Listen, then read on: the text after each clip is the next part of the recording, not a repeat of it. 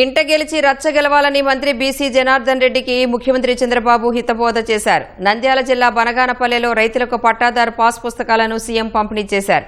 అనంతరం నియోజకవర్గంలో శాఖల వారీగా అధికారుల ప్రోగ్రెస్ రిపోర్టులు చదివి వినిపించారు. బాగా పనిచేసిన వారిని అభినందించారు. పనితీరు బాగోలేని వారికి మెరుగుపరుచుకోవాలని హితవు పలికారు. లేదంటే తానే నేర్పుతానని చురకలు వేశారు. అధికారులతో పనులు చేయించాలని, మెతకగా ఉంటే సరిపోదని ఈ సందర్భంగా జనార్దన్ రెడ్డికి సీఎం సూచించారు.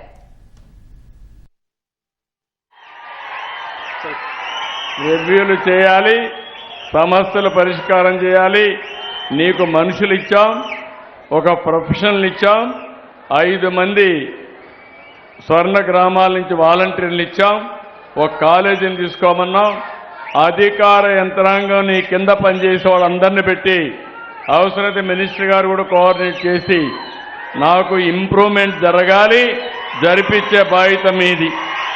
చేస్తాను సార్, ఇంప్రూవ్ చేస్తాం సార్ ఖచ్చితంగా. ఇప్పటివరకే చేయలేదు, 2లో వెనకబడ్డావు నువ్వు. అక్కడ ఇక్కడ 2 డిపార్ట్మెంట్ కూడా వెనకబడ్డావు, ఇక్కడ వెనకబడ్డావు. కొత్తగా వచ్చాను సార్, నేను ఇంప్రూవ్ చేస్తాను సార్. ఒకవేళ కానీ నువ్వు కాదంటే మొండికేస్తే నేనే వచ్చి నేర్పిస్తా. చేస్తాను. నేను వెరీ క్లియర్. నేను ఎవరిని వదిలిపెట్టను. రేపు రాబోయే ఆకస్మిక తనిఖీలకు కూడా వస్తా. చేస్తాను సార్, వర్కౌట్ చేస్తాను ఖచ్చితంగా. 2 కూడా జాగ్రత్త చూసుకోండి. చేస్తాను సార్. ఓకే, నువ్వు కూడా కొంచెం గట్టిగా ఉండాలి వీళ్ళందరితో. కాంగ్రెస్ ముందు ఇంటి గెలిచి రచ్చగలవాలి.